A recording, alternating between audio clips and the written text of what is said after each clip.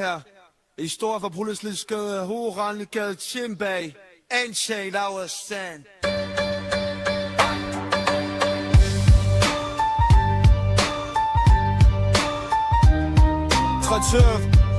Ruller mok med machete, hold politiet i skak i en timel. Yo, tjek det her, en historie fra Brønderslev by.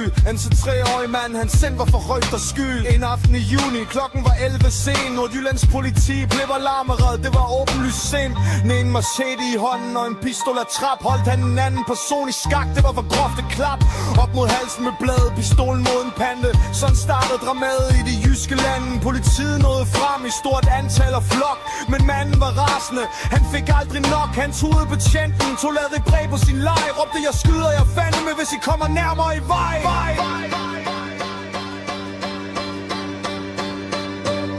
En time gik forhandlinger og spænding i luften lå, før han overgav sig heldigvis. Hun taber liv, jeg så, men sagen stopper ikke her. For anklagen er bred, narkotika fundet, hash og kokain. Det er hvad der skete, knap 30 gram kokain, 40 gram skunk. Tiltalt for salg, hans fremtid nu er punkt. Varetægtsfængslet sidder han ved retten i Hjørring snart. En tragisk fortælling fra Brønderslevsgade, sort og apart. Yo, tjek det her, en historie fra Brønderslevsgade.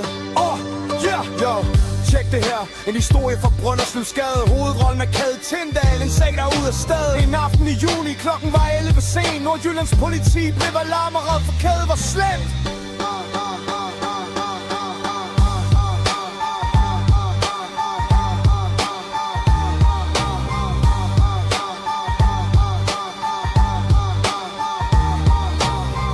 En fejl, og den anden måning kan desværre ikke behandles. Polygen senere ved Krøge PS2 refer to a specific incident involving a person named Kade Tindal in Brønderslev.